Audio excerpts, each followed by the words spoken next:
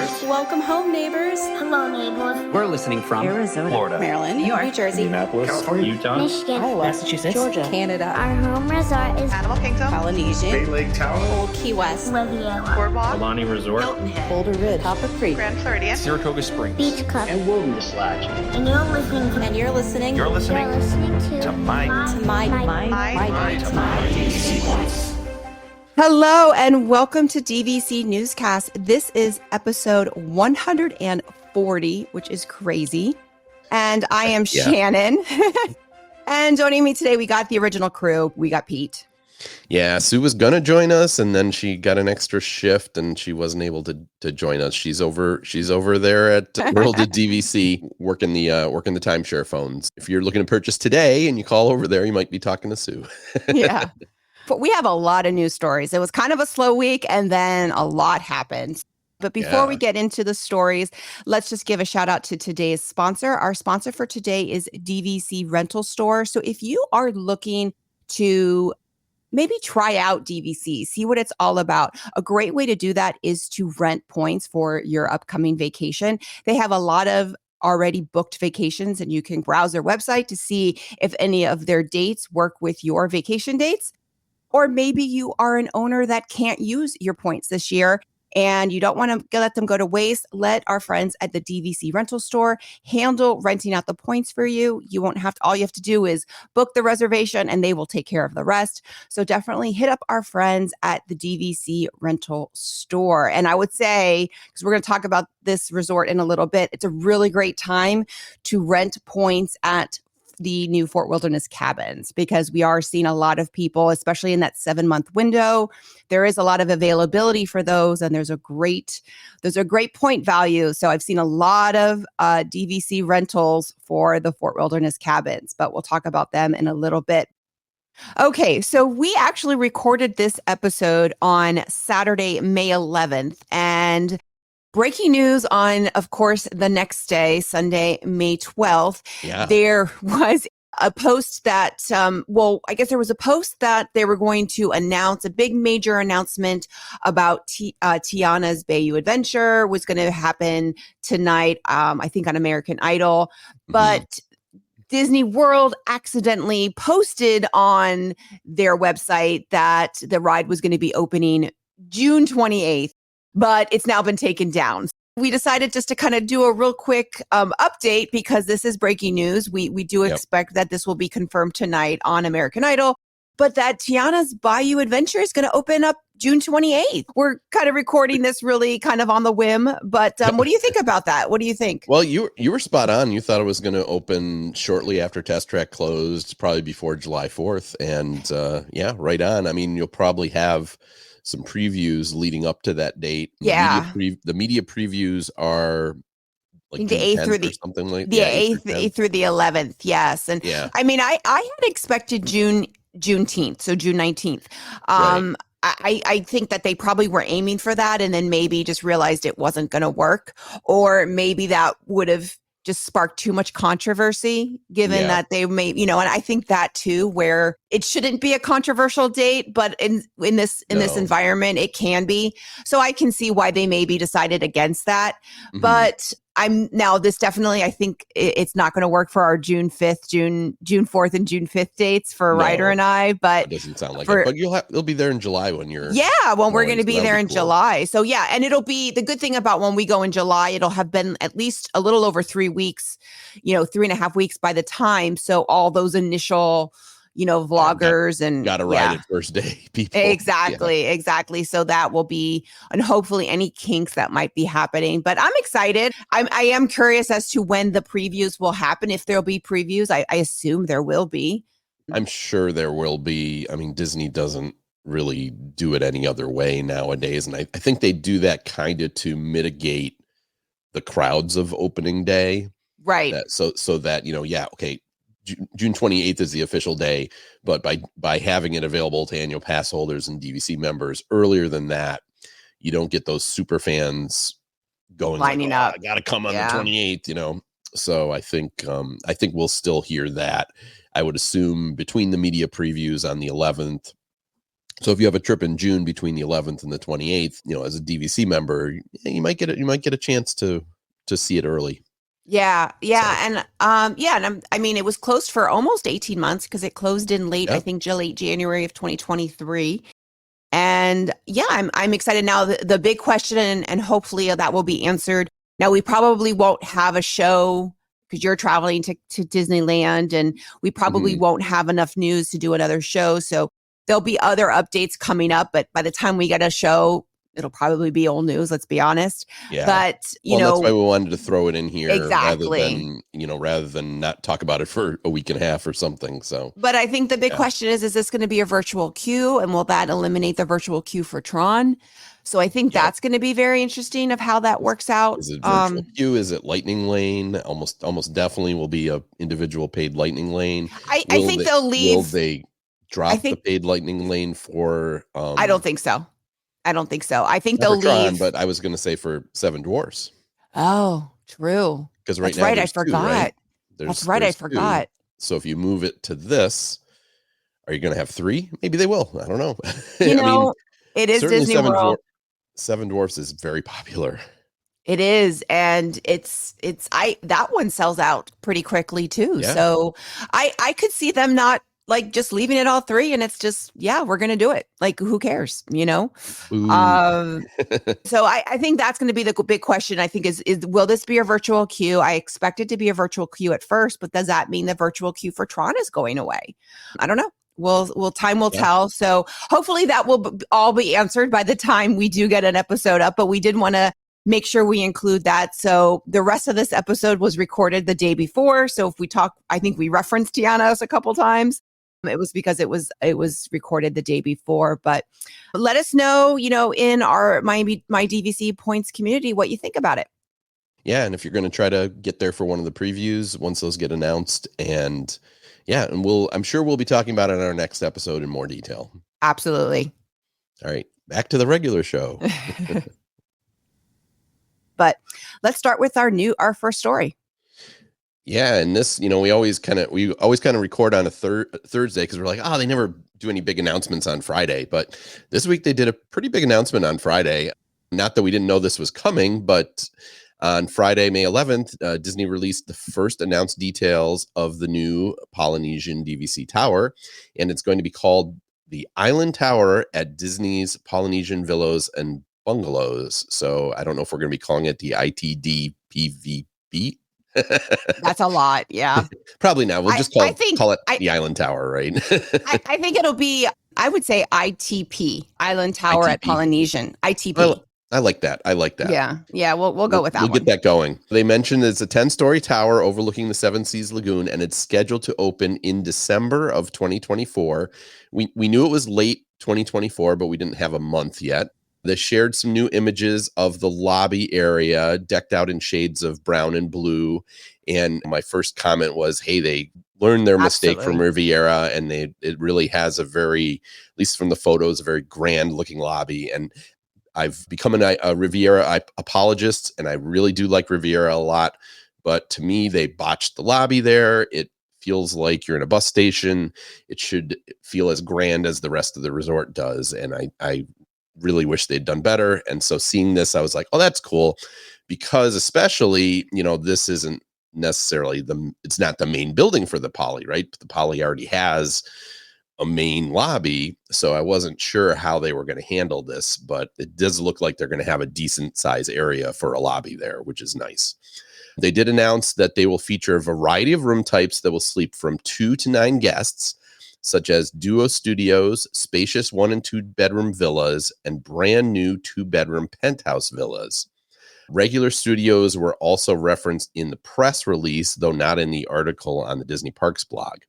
However, based on this statement, it seems like there won't be any grand villas because they're saying maximum is 9 guests, and grand villas are 3 bedrooms and they're usually 12 guests. So it looks like there won't be any grand villas in this tower. So if you were specifically looking for that, you might be out of luck. There's a lot of information that hasn't been released, the on sale date, the points charts, or even the exact opening date of the property. But Disney did say that they're going to be offering cash bookings as follows. On June 4th, for DVC members who, if you want to book there, you can contact member services. On June 5th, you'll be able to, as an annual pass holder, get a jump on the general public. And then on June 6th for the general public. So again, first bookings are in December. We don't have a day, so I don't know if that means, December 1st or December 25th, but that's the information we have so far. I've been saying all along, I think sales are going to start June or July, so I don't think we're that far off from sales. But what do you think of all this, Shannon? You think that means we're going to see sales opening up pretty soon? Yeah, I would think that they're going to open up sales pretty soon, but hearing that the Fort Wilderness cabins are not selling, like, just not only not like they planned, but they are not selling. There's very few owners. And I didn't realize, because I don't really pay attention to the numbers. That's your thing. Right. But I have heard, even Lentesta reported it on the Disney Dish, and they don't really do a lot of Disney DVC news. And it's just not selling. So I'm curious, are they concerned that what the poly is going to detract from that, or are people waiting for the poly? I don't know. I don't know. I think that just it's a different demographic of people who will purchase the Fort Wilderness cabins and people that will purchase Polynesian. I wonder if they'll maybe push this back because of Fort Wilderness, or if they're more eager to get it open because the sales are so soft for Fort Wilderness. I don't know what happened with Fort Wilderness. It doesn't surprise me at all that it's soft. It doesn't feel like a market for DVC. The Fort because to me, DVC is deluxe vacations at a discounted price. And I'm sorry, Fort Wilderness is not a deluxe location. You can make the cabins as nice as you want, but you're still at a place where you have to have a golf cart to get around, and there's an internal bus, so you got to drive around in the internal bus before you can get to the bus to take you to the other parks. And I don't know, it's just, well, I have my own theories. Yes, I agree with you in that regard. I think that they were doing one. I think they were targeting the Fort Wilderness due to one, they're going to offset their maintenance fees, right? Fort Wilderness costs a lot to maintain. If they can pass a lot of that off to DVC owners, let's do that. That's going to save Disney a lot of money and pass that off. So there's that one thing. Yeah. And then, that it's easy to maintain anytime they have to switch out the cabins, because they do have to update those every couple of years. And I am a fan of the new layout, and it is larger inside. I stayed in one of the older cabins. It was very dark. It creaked a lot. It was a full bed in the main bedroom. And I think the layout is better overall. The actual outside of the cabin, I've yet to see. I know it looks a little bit more modern, but that doesn't really bother me, but I can see where people are upset. But the actual layout of the cabin, I think I will like once I actually live in it. And quite honestly, the maintenance fee is going to turn off any existing members, I would think. Absolutely. And then plus you have the resale restrictions, which also turns off any existing members. New members might not know. Couple things though is one, there's no extra incentive. There's no extra pool for DVC members. There's no new pool. There's no community hall. There's nothing new. It's just basically, here's a cabin. Here's a room, which is what you do. But you have Beach Club that has the Stormalong Bay. That's it. Exactly. This is, going back to the Poly Tower. It's going to have its own pool. Exactly. It's very likely going to have its own restaurant. We don't know yet. They haven't released all the details, but based on the design of the place, the layouts and everything, it for sure looks like there's going to be at least a quick service restaurant on the first floor of some sort. Yeah, you're off to the side of the Poly, but you're not way out. I've gone there a couple times to take photos of the new building, and from the lobby to where I went to take pictures, which is basically the nearest longhouse, it's 300 feet. Is it faster to walk to, for as far as the monorail, is it faster to walk to Grand Floridian, or would it be faster to walk to Polynesian? No, I think it'll still be faster to walk to the Polynesian. Okay. Now it'll be, it'll depend. Obviously it depends where you are in the building. Right. My guess would be 5 to 8 minute walk to the monorail. It's not going to be any worse than being on the other end of the Polynesian and going to the Grand Ceremonial House. It's really not going to be that far. I don't think it's going to be that far from the Grand Floridian, to be honest, either. But I don't think it's going to be closer to the Grand Floridian. I don't think generally people will, get off at the Grand Floridian stop to walk back to the Longhouse, unless you're on the far end of it, maybe. But I mean, and the gym. So the gym, Polynesian and Grand Floridian share a gym. Right. And if you are like my husband who works out every morning on vacation, it's actually closer to the gym. So it'll be really close to the gym. Yeah. And the spa. So my husband can work out and I can get a massage. Yeah, since his spa is going to be pretty near there too. Yeah, it's pretty close to the DVC Tower at Grand Floridian, but not as close to the main building. I think this is going to be very popular. Not necessarily. Well, I think it's going to be very popular, but I also think it's going to be very popular for wedding parties.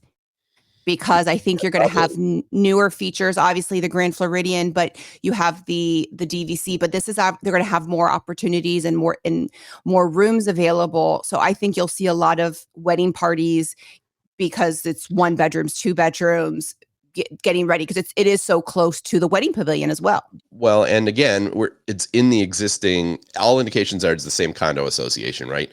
So you're if you buy there, you're also gonna have access to all the other studios as well. So if you want to stay in the tower, you can, and it does seem like they're gonna have some amount of studios in the tower. I bet it's gonna be less than you normally see in a building of that size because they have 300 other studios. You will have access to the other studios. The existing owners got to be thrilled because now they're going to have access to 1 bedrooms and 2 bedrooms and duos. And the bungalows aren't weighing down the resort as much either. So it really is, this is definitely a win for DVC and DVC members, and especially Poly members. They haven't released points yet, right? They have not. I would expect for studios, it's going to be the same as the studios that exist. If it's facing the Seven Seas Lagoon, it's going to be the same points as the studios in the longhouses. I'm imagining there's going to be 2. There's going to be the preferred, which are going to be the ones facing the lake view, they'll probably call them. And then you'll have the standard view, which will be the ones facing away from the lake. I don't think everything will view the lake. I think half the building is going to be facing the other way. Yeah, so they'll have standard view, lake view, deluxe penthouses that they mentioned. Those I'm sure will all be lake view. I think if you're looking at point charts, just go to the Grand Floridian, and those are going to be the point charts more or less. And this is the thing. They mentioned duo studios, and they had mentioned studios in the press release, but when they did this, they didn't mention any regular studios. Is that correct? So in the blog post, they didn't mention regular studios, but then if you read the press release, and I did go to it, the press release says, and also there will be standard studios. Now they may be smaller than the longhouses because the longhouses are very large, right? I totally think they'll be smaller. And I think also what I'm curious about when I was asking about the point charts is, are they going to adjust the points? Are they going to use this opportunity to adjust the points for the bungalows? Because we know the bungalows are priced so ridiculously high. Like they're the Cascade cabins are so much better points. Like they're pretty much the same and they're priced better. Yeah. So will they take this opportunity to adjust the points? And I don't know. I maybe they're just going to be greedy and they just don't care. But I'd be curious if we'll see the points for the bungalows come down, not a lot, but a little bit. What I would say is this, because I don't know behind the scenes. Yeah. If the bungalows are staying empty, then they probably. Like if they're not filling them, if a lot of them are empty, then I could see them doing that. If they're just going for cash, then probably not. I know they're not renting well to DVC members per se, but if they're being filled with cash, then DVC is perfectly fine, and they probably aren't going to change anything. That makes sense.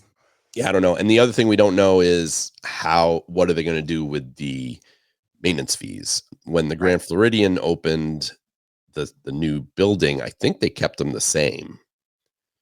I don't. So you're asking the wrong person. Yeah, no, I'm just trying to go by memory. They didn't adjust it up or down. They just were like, okay, it's going to be the same maintenance fees. So we'll see if they do the same thing here. I think they will, but again, until we see it, they could adjust the maintenance fees for the whole. Again, it has to have all the same maintenance fees because it's all one unit. This isn't like Wilderness Lodge with 2 different units.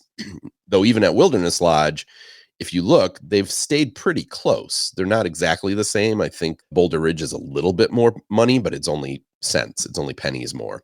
But in this case, they'll be the same. So I think initially, they'll probably just come out with the same points, but will it in the next couple of years, will they have to adjust? I don't know. Lots of questions still to be answered, but I'm excited because this is a location that I think benefits a lot of members. Having a tower there, not being limited to studios. I love the Poly, so I think this is great. Unlike the cabins, I can't wait to stay here. Yeah, absolutely. And then speaking of the cabins, we have a policy changes. So there's been quite a few policy changes at Fort Wilderness. And then there's also a feature that's not going to be available for the foreseeable future, which really affects me and I'm very sad about because it was something I was planning to do. Disney has updated some of their policies around golf carts, bikes, and RV rentals. Now, guests may only rent golf carts directly from Disney. Reservations can be made by calling 407-824-2724.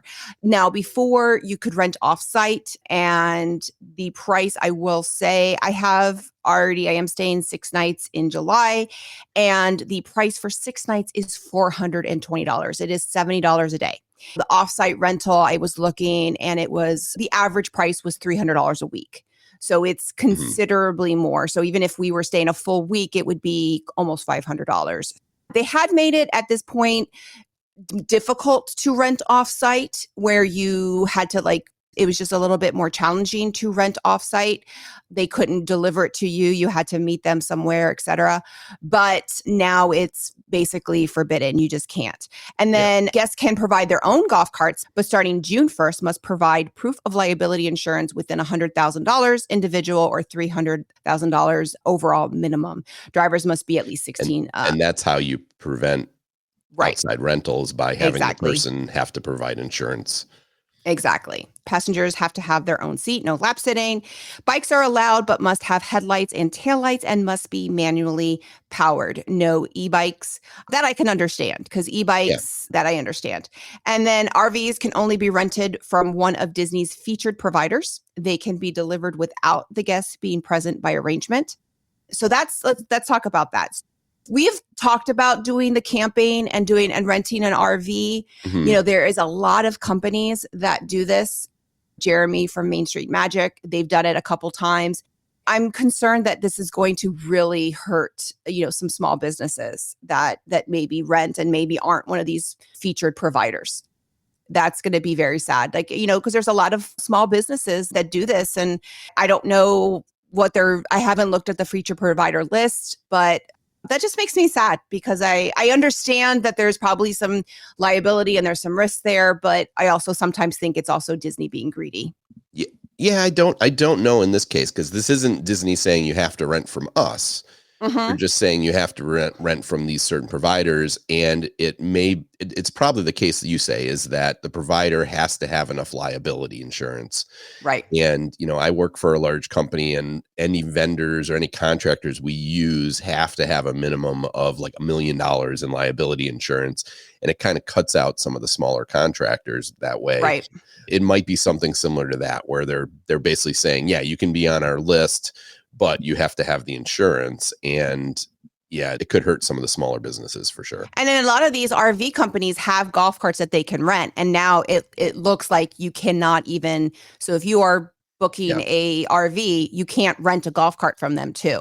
So, that adds to the cost. And this is something that is adding to the cost of staying at Fort Wilderness. Now, we have one reserved. I don't know if we're going to go through with it. We can cancel up to 24 hours before.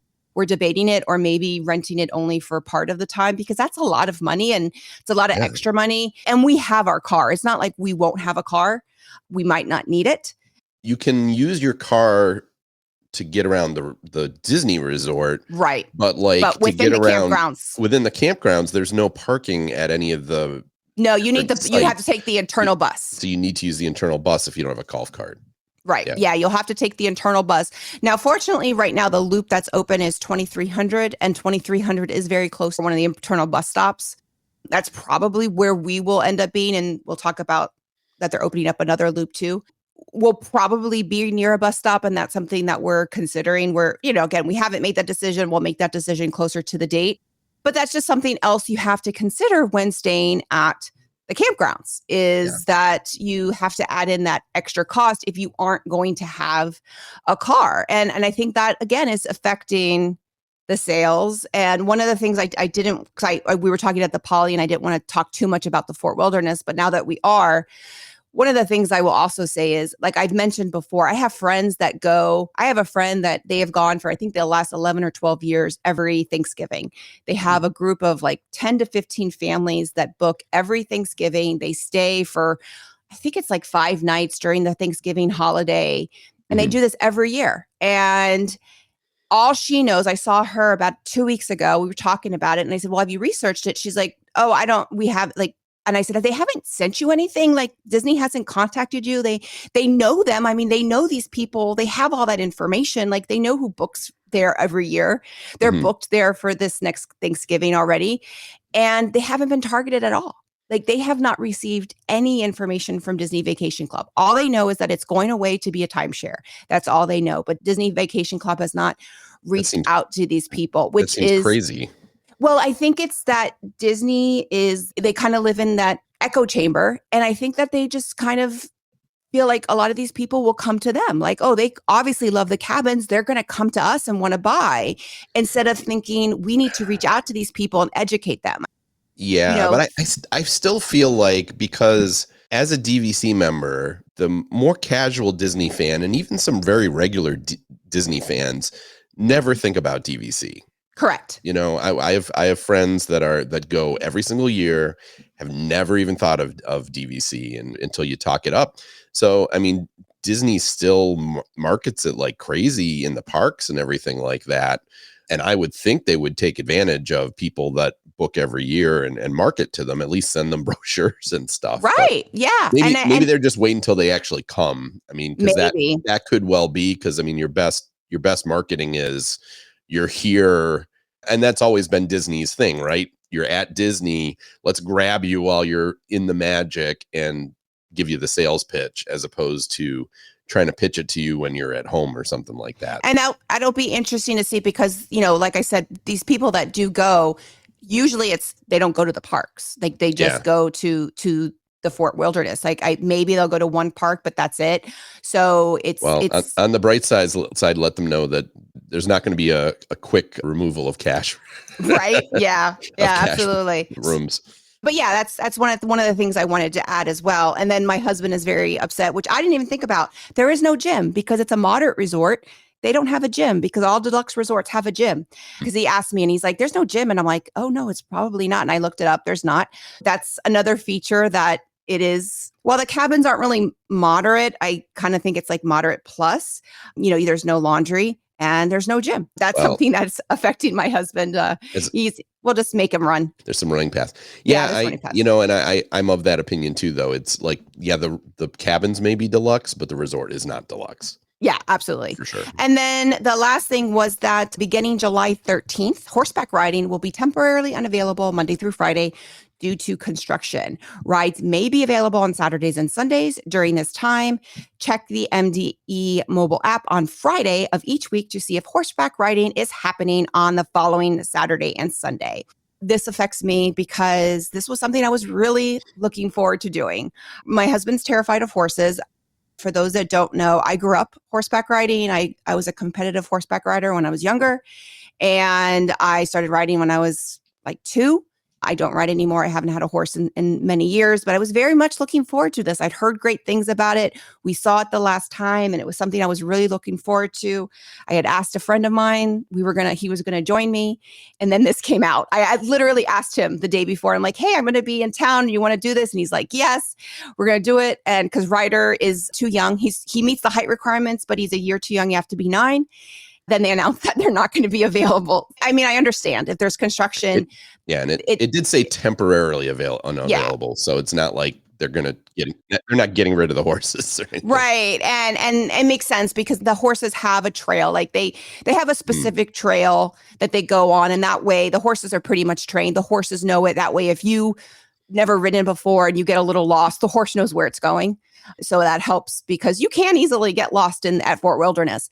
So it makes sense that if there's construction happening, on the trail and it's going to affect the horse, that's the last thing you want is be on a horse and construction scares them. But I am a little disappointed about it. My husband's like, well, you can find somewhere else to go horseback ride. I'm like, that's not the point. You're missing the point. Anyway. I know your annual pass doesn't have weekends though. Are you coming in on a? We leave on a Saturday. We leave on Saturday. Okay. So we talked about that. I mean, obviously I won't be able to know until the Friday before. Right. So the good thing is do it in the morning. Yeah, I could do it in the morning before we leave. And I would definitely have enough time to do that. And the good thing is that because I don't have to make reservations, we wouldn't be able to make the reservations the day before. My thought is I'm going to be exhausted by Saturday and I'm not going to want to go horseback riding because horseback riding, it's work. You realize it after you do it. I couldn't imagine doing it in the Florida summer heat. Yeah. I really couldn't. So my guess is I'll probably skip it. We actually might go to Ocala and see my sister and my niece, and they live on 10 acres and have 6 horses of their own. So we'll just horseback. I can horseback right there for free. Yeah. But just anybody that was thinking about going, know that it's going to be unavailable, but we understand why, but it's still disappointing. Yep. All right. And third story, and I'm going to be quick with this one because we got a lot of stories today. This is the third time we've had this story, but Disneyland Forward, again, out in Disneyland, it passed the final hurdle from the Anaheim City Council.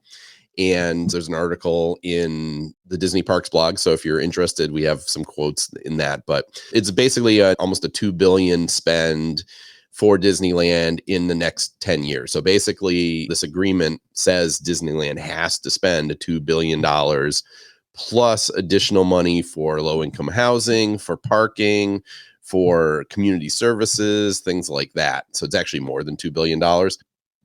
Yeah, this should really be a benefit to Disneyland Resort. One of the big things they've been talking about doing for years is, for those that have been out there, you have all the hotels on Harbor Boulevard. They're talking about moving the parking lot behind those hotels and then having a pedestrian walkway that comes across Harbor Boulevard and drops people off. And then it'll allow them to convert some of the existing parking into more resort area. So they're talking more hotels. They're talking more attractions. It's a pretty big deal once it starts happening. And I think at D23, we're going to see a lot about this. I think for people hoping that Walt Disney World will get some announcements at D23, not that we're not going to see more about the Animal Kingdom area. I bet we'll get some details about that. But I think D23 is going to spend a lot of time talking about Disneyland Forward. So, yep. Yeah. I'm just going to stop with that there because you're going soon, right? Oh my gosh, I'm going in a week. That's awesome. Yes. This will not be built yet. Now, is a land? There's nothing cleared yet, is there? No. No. And as I said, I think realistically, more attractions are probably 3 to 4 years off.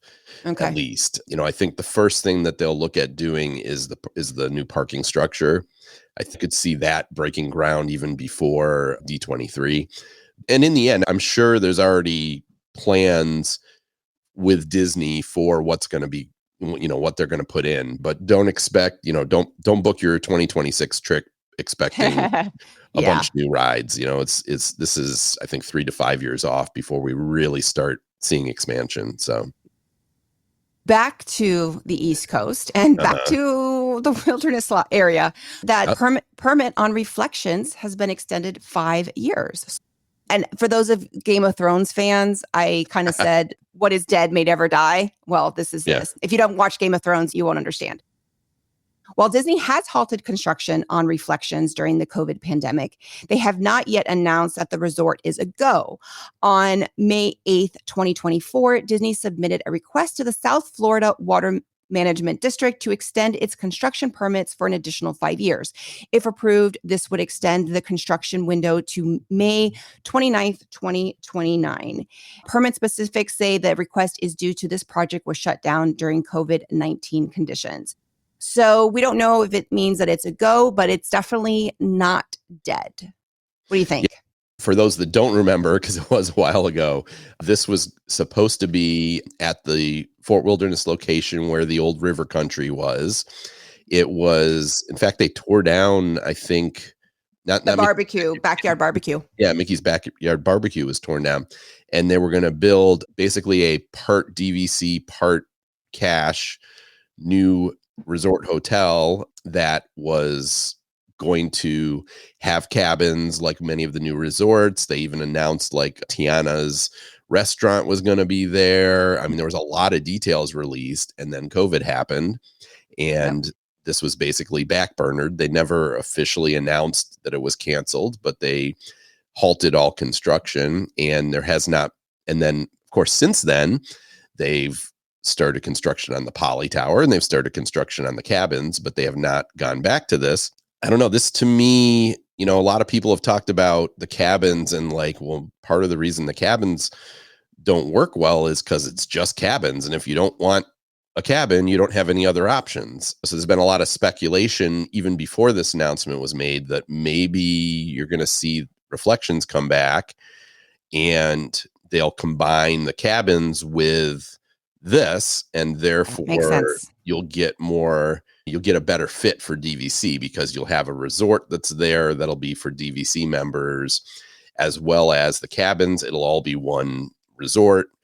Nothing official except that 5-year extension to me says it's certainly still in the works for Disney, because if they were just going to kill it, why wouldn't they? Why would they extend that permit? I mean, I'm sure it doesn't cost anything to do, but it at least has to still be in the mind. And it'll be interesting to see because, I mean, obviously there was a lot of bashing of this resort. One, the name is awful. But it did resemble a Hampton Inn. It did. And the photos weren't great. No. Yeah, the photos were not great. So I was actually excited about this and the potential of it. I still hated the name. And I think but it'd be interesting if they revisit a lot of the renderings and maybe the name, but they still continue with the resort, but kind of maybe tweak everything a little bit. Since it's kind of been off the table, it would give them an opportunity to come up with a different name. I don't know.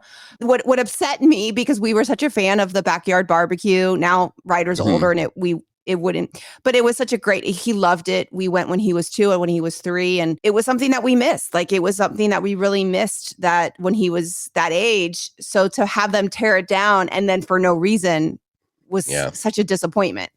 I hope that something goes there in memory of River Country. Right now, when the Poly opens, you have 5, if I'm counting properly, 5 DVC properties that are actively selling, and we can list those out: Alani, Riviera, the cabins at Fort Wilderness, the Polynesian, obviously, and am I missing one? Hold on. Oh, the Disneyland Hotel. Right. The 5th one. 5 total, 3 on property. So I don't see them rushing to open something else, because you have Riviera. Riviera is 70% sold. It's coming along, but now you're bringing all those Poly points online. But 5 years, I could see, 4 or 5 years from now, they're going to need, Riviera is probably going to sell out in 3 years, maybe 4 once the Poly comes online. Poly is going to be pretty big, so I think the Poly will take 3 or 4 years. We could see whatever the next DVC is going to be, we will probably hear something in the next 12 to 18 months about it. So this may be our, what would it be, 18th? I forget I lost track of the numbers, but yeah. I think it'll be 19, because I think the cabins are I guess, right. I don't know. Cabins are 18? 17. Yeah. I think they're 17, but Poly, I don't know if that's going to be 18. Poly will not be its own, so it'll be part of the existing one, yeah. There. Okay. I think it's a great location for a resort as well. So, and then we're still at Fort Wilderness. Yeah. So this is something else I just caught and I added here, is that Disney has declared 33 more cabins as of April 3rd. This was actually about 3 weeks before the 7-month window opens. That might be why you had such a fairly easy time booking your resort there. But anyways, 33 more cabins. So now there are 63 cabins that are part of DVC that are available for booking by DVC members. These new cabins are going to be part of the 2500 loop. So it's 2501 to 2533 for those in the know on the cabins. And of these units, 8 of those are ADA compliant versus the regular design. So 63 cabins will be in the DVC system. The remaining 300 or so will still be cash. Yep. So that's not that exciting, I guess. And just so you know, I mean, I have the best and worst rooms on YouTube. It's kind of a feature that's like a playlist, and I do go over the cabins. I'm not going to be redoing it for the DVC because the locations haven't changed. The cabins are the same. So there's nothing really to redo. But I do talk about the different loops and why you'd maybe want to get one loop over another. So the loops that are available, if you are requesting, the loops are 2,300 and then this one is 2,500. So those are the first two loops. So if you're booking in the near future, don't request a cabin in 2,800 because if you're booking DVC, because that one is not going to be a DVC cabin. Yeah. Is one of these better than the other? For me, the 2,300, I don't remember where 2,500 is offhand. 2,300, I remember one end is really close to one of the bus stops. So obviously we did request that, one of those two that is right near the end of the loop so that we would be very close to the bus stop so we would be able to walk out. I don't know about 2,500. It's so big, but when you're in a loop, if you're in the middle of the loop, it's great because it's very quiet and peaceful. But if you have to walk to a bus stop, it can be a walk. Making these requests are pretty convenient. I believe the ones at the front, there's two at the front, but those were at one point ADA. I don't think they are now. I have a feeling that those are going to be used for tours. I don't think those are going to be available to book. You could try and request those, but my guess is those are probably going to be for tours. Yeah. At least in the meantime. And now we're halfway to Halloween. So that means that Disney has announced 38 dates for the Mickey's Not So Scary Halloween Party in 2024. Dates are starting earlier than ever. And that's the first date is August 9th. And all I can think of, you better have a very small Halloween costume, a very, very lightweight Halloween costume, because that is hot. It is hot in August. Wear your Tinkerbell outfit for sure. Yeah. I mean, that's when you're shopping.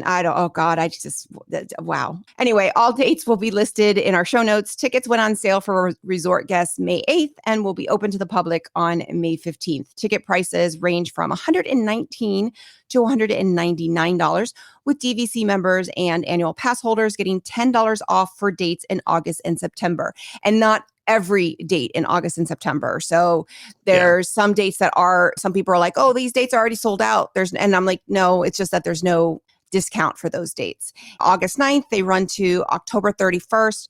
The first date usually sells out, and October 31st will be the first two to sell out, I would guess. Yeah. Yeah. But a lot of them sell out for sure. Yeah. And the cheaper dates tend to sell out quicker too. Yeah, that's also true. I think from a local standpoint, people don't care so much about when they go. So for sure. Yeah. It's the usual Sunday, Tuesday, Thursday, Friday, right? Yeah, except I was looking at Columbus Day weekend because there's no school on Monday and there's none on Sunday. They actually have that one on Monday so unfortunately, there goes that one. There goes that idea. It's usually those are the dates. And then Disneyland Oogie Boogie Bash also announced 27 dates ranging from August 25th to October 31st. Prices are listed at $134 to $189. Individual date prices and on-sale dates have not yet been shared. All dates are listed in our show notes. So, and this is the first time they've ever done Oogie Boogie Bash before Labor Day. They're backing up into August as well for out in Disneyland. Yeah, you got 4 dates before Labor Day. So, and I'll be attending Oogie Boogie Bash this year. So, are you? Yes, they're a group of My DVC Points people are having a thing out there, and I got invited to it. So, just myself, not my wife Ilana, but. And you're not a party person, but I'm sure you're excited about this. I'm not a party person. I'll say the exception to that is I like to try them once because I don't like to just dismiss things. What I've heard about Oogie Boogie Bash is that it's actually they don't have as much stuff per se as the Florida one, as Mickey's Not So Scary in terms of entertainment, but the character interaction, the character stuff is way better out there because you get a lot of unique characters They do so many unique characters out in California. I mean, same even Yeah. with this, because we're going to be out there. It's like Pixar summer. I forget what they call it, the Pixar Fun Summer. But they have Yeah. all these characters for Pixar. They got Luca. They got the brothers from Onward are meeting. They got Doug is meeting. They got like all these characters that are meeting for in California, and then a bunch of Star Wars characters too. So it's really something how many they have out there in terms Right. of characters. So No, it sounds, I mean, I've only heard great things about it. If it wasn't so damn far away, I would totally go. yeah, I'm just going out for the weekend, literally. Yeah. Like flying out Friday, coming back Monday. So Yeah, that's the way to do it. But it sounds like a great time. Yeah. But we had a lot to talk about. and one thing to note, I did pull up the map of the Fort Wilderness cabins, and the 2500 loop is just to the south, it looks like, of the 2300 loop. So it's on the same side of the road, but it's actually near the pool. The 2500 loop is near the pool. To a pool. Yeah, that makes sense. Yeah. That makes sense. So, Yeah. so they're very close to each other. But yeah, it's probably not there's not a bad spot. But that's it for today. You're headed out to Disneyland. Yes. I was not successful in getting Moonlight Magic tickets for June 4th. I think I was like number 500 when I got in for because I am staying on site, but I'm staying at All Star, and that no longer counts as qualifying trip anymore.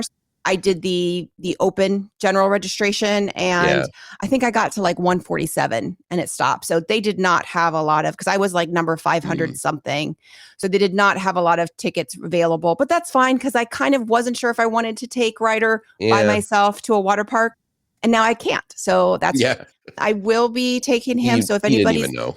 Yeah, he doesn't even know about this trip. June 4th. So June 4th and 5th, if anybody's out there and you see me with Ryder, definitely say hi. You know, we're going to say farewell to Test Track before it closes, because that's one of his favorite rides. And then we have a trip in July. So looking forward to that. That's when we're staying at Fort Wilderness. Yep, and then we're checking out the Disneyland Hotel. We only got 4 days of tickets to Disneyland, but we have 9 nights at the Disneyland Hotel. So that's amazing. We're going to San Diego Zoo a couple days, going to Universal. We have a day off. So we're doing some different stuff, but we decided to just kind of home base out of Disneyland and then drive from there, as opposed to like moving our hotel base across a bunch of different. And even with the transient tax, it's still pretty cheap to stay at the Disneyland Hotel when you just look at California pricing. So yeah, absolutely. Well, I would say is, I know you'll probably share some pictures in my DVC Points community, but then you also have a Facebook group for your own DVC Help. And I know you share a lot of pictures and videos there, correct? I post in both. Okay. So, but yeah, if anyone that's checked out our website, which is dvchelp.com, we have tons of information. We do have an update on the cabins at our website. So we try to keep all the most recent information. My DVC Points is a super community of fans and the podcast and everything like that. And don't get me wrong, there's a ton of info also on My DVC Points, but the DVC Help is really just about when you have questions about DVC, it's a good place to go. We have a lot of facts. We have point charts. We have availability charts, which predict like if you want to go at a certain time of year, will rooms be available? Lots of information about use year and how all those things work. And if you're on the main page, there's a link to a Facebook group that we have. And kind of similarly, it's more about answering questions. So if you have any questions, you can post on that Facebook group as well. But also join my DVC Points Facebook community, because also a very great community here of people and all the podcasts around it as well. Well, that's how I found the link. I mean, it obviously didn't help me, but I couldn't find the link. I didn't get an email for the Moonlight Magic, and someone had shared it in the group. Like, this is the link. It opens at 11. So very, very helpful, really positive, nice. Not all Disney groups are positive. We do have a really nice, positive group there. Really great place to ask questions. And it's just a very nice, positive, fun community. And we're very helpful. So I would say that. So, But that is it. Before we go, we want to say thank you to our 3 sponsors, DVC Resale Market, DVC Rental Store, and Monera Financial, for their continued support of the My DVC Points platform. And with that, I will say, see you real soon, everyone. Bye, everybody.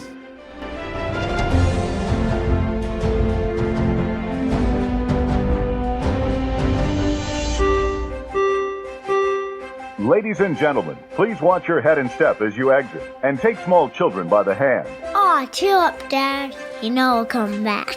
With DVC. My DVC Points is an unofficial Disney-inspired podcast created by fans of Disney Vacation Club. The thoughts expressed in this podcast are personal opinions and personal experiences. My DVC Points is not affiliated with Disney Vacation Club, the Walt Disney Companies, or any subsidiaries. We encourage listeners to contact their DVC guide or member services for official DVC policies.